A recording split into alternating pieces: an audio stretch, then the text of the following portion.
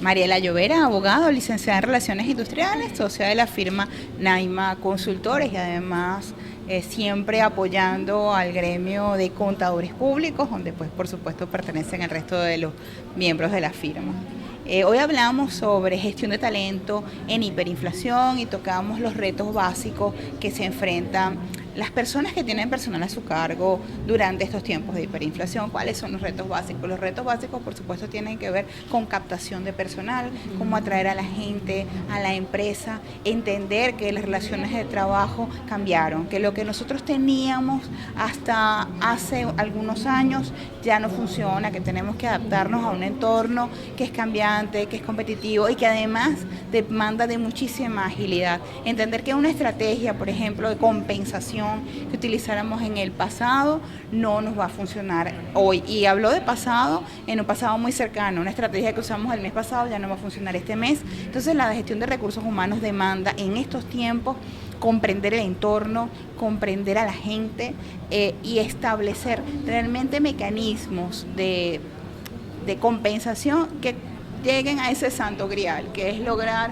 un salario que sea lo suficientemente alto para que sea atractivo para el trabajador, pero que a la vez sea lo suficientemente bajo para que la empresa pueda hacerlo sostenible en el tiempo, porque lo importante en este momento, y es lo que tiene que entender la gente, es mantener los puestos de trabajo en las empresas operativas. Básicamente en eso se fija nuestra empresa. Por ejemplo, algunas de las estrategias que nos podría mencionar, o sea, además del salario, hay cuestiones que llaman la atención al empleado, por ejemplo, comedor, transporte, algunas facilidades para sus hijos. Mira, sí, ¿qué está pasando y qué es consecuencia de la hiperinflación? Por ejemplo, la destrucción del sistema de transporte ha llevado a que las empresas tengan y los departamentos de recursos humanos tengan que gestionar facilidades de transporte para sus trabajadores, lo que incrementa los costos operativos y los costos laborales.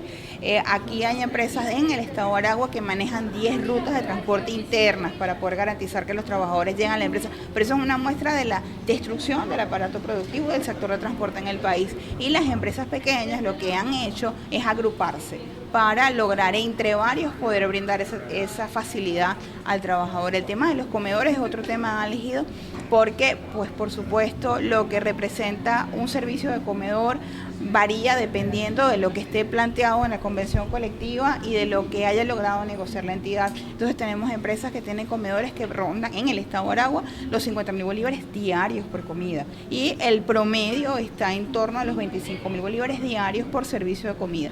Si consideras que las estatísticas son 25.000 bolívares mensuales, tienes que tomar en cuenta cuánto está invirtiendo la empresa en el trabajador para poderlo mantener. Y esto se ha convertido, en medio de la crisis humanitaria, en un punto de alimentación para los trabajadores, inclusive para sus familias. No es raro y nos duele mucho verlo en los comedores, que el trabajador no consuma la totalidad de los alimentos y que lleve un envase para poder llevar a su casa. También eso ha hecho que los trabajadores no falten al trabajo porque muchas veces eso es lo que les permite que en su casa rinda más la comida y además hace también que los trabajadores, por ejemplo, no quieran tomar vacaciones porque no quieren perder el beneficio de comida. ¿Qué otras cosas se están haciendo? Convenios con farmacias y convenios con laboratorios. Esa clase de estrategias de compensación se están utilizando de forma autoadministrada. Porque lo que teníamos antes, que eran servicios de salud prepagos o servicios de pólizas, por el mismo efecto de la hiperinflación, se han derrumbado, las primas no son realmente significativas lo que cubren, e incluir, por ejemplo, en seguros en dólares es complicado. Entonces, lo que es una tendencia en algunas empresas como compensación es crear servicios autoadministrados de salud, con convenios con farmacias específicas, con convenios con clínicas específicas y también han llevado a servicios autoadministrados la administración de seres previsivos. Entonces ya no pagan seres previsivos, sino que hacen algún convenio con algún servicio funerario que quede cerca de la localidad, ciertas condiciones aplican y también resulta ser autoadministrado. Les es más económico porque no toda la totalidad de la plantilla utiliza los servicios ni de clínica, ni de la farmacia, ni del funerario, ni del laboratorio, pero baja los costos. Hay entidades que en el estado de Aragua, empresas de mayor magnitud, que han creado un servicio médico aparte, pagado por la empresa, al que pueden tener acceso los familiares de los trabajadores, como un método de de ayudar a nuestros trabajadores. Sin embargo, siempre hay que tener pendiente que todos estos beneficios tienen unos costos adicionales para la organización que deben tomarse en cuenta, porque no solamente es el costo de lo que se paga por ese servicio, sino el costo de administración de ese servicio, que en algunos casos es superior. Hablamos, por ejemplo, de la imperiosa necesidad de la negociación, de la modificación de condiciones laborales previstas en la Ley del Trabajo, en el artículo 148. ¿Por qué? Porque hay convenciones colectivas que tienen unas demandas que no son adecuadas a la situación y a la contracción económica actual, y que las empresas no están en capacidad de cumplir. Eso ha dado lugar, por ejemplo, a casos como el de Coca-Cola, que sí lograron que el Ministerio del Trabajo les aprobara la modificación de condiciones de trabajo. ¿Por qué? Para proteger y garantizar los puestos de trabajo que tienen ahorita. Lo otro que estamos viendo de manera informal es que los sindicatos y los trabajadores están solicitando la monetización de cláusulas como, por ejemplo, la dotación de uniformes, la dotación de equipos de protección personal. Las diferentes festividades que estaban previstas han sido cambiadas por bonos no salariales para los trabajadores. Fíjate que desde el punto de vista de recursos humanos hemos conversado con colegas, en la firma hemos conversado con colegas de Argentina, de Perú, de Bolivia y de Brasil, que nos han brindado amablemente su experiencia. ¿Qué ocurrió y fue común a esas hiperinflaciones? Un acortamiento de los periodos de pago de los salarios. Los trabajadores cobraban semanal o incluso interdiario. En Bolivia, en el pico de hiperinflación, cobraban cada 2 días. En este momento es una solicitud de los trabajadores venezolanos recibir su pago semanal, pero hay un tema, y el tema es que el régimen tributario que afecta a los contribuyentes especiales compromete severamente el flujo de caja de las empresas. Y entonces no es rara la semana en que una empresa tiene que decidir entre pagar la nómina o pagar los impuestos. Entonces esa clase de presión dificulta que, por ejemplo, se puedan adelantar el pago de los salarios para que sean semanales. Lo que estamos viendo como alternativa venezolana es que las empresas que dan un complemento de cesta ticket lo dan entre la quincena. Entonces pagan la quincena, pagan el complemento de cesta ticket, pagan la quincena, pagan el cesta ticket completo, como un complemento. Están también el caso de los bonos, que los bonos tienen unas características muy específicas. Hay unos bonos de productividad que han funcionado porque han reducido el ausentismo, porque los trabajadores están llegando a tiempo para tener acceso al bono. Pero cuando el bono es desequilibrado, cuando el bono supera con mucho lo que es el salario básico del trabajador, eso también nos ha jugado en contra, porque hace que el trabajador no quiera tomar vacaciones para no perder el bono, que el trabajador vaya enfermo al lugar de trabajo porque no quiere perder el bono porque está enfermo, y eso ha traído otras complicaciones de gestión.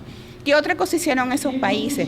Daban las mismas bolsas de comida. O sea, el tema de la bolsa de comida es una respuesta del empresario ante la hiperinflación. Ocurrió en Argentina, por ejemplo, y ocurrió también en el Perú, y en Venezuela también se está dando el tema de la bonificación con bolsas de comida. Nuevamente eso tiene unos costos adicionales, no solamente lo que invierte el empresario en la bolsa de comida, sino la administración, la gestión, la logística. En el caso de Venezuela hay una limitación nuevamente adicional, que es el tema de las guías de Sunagro.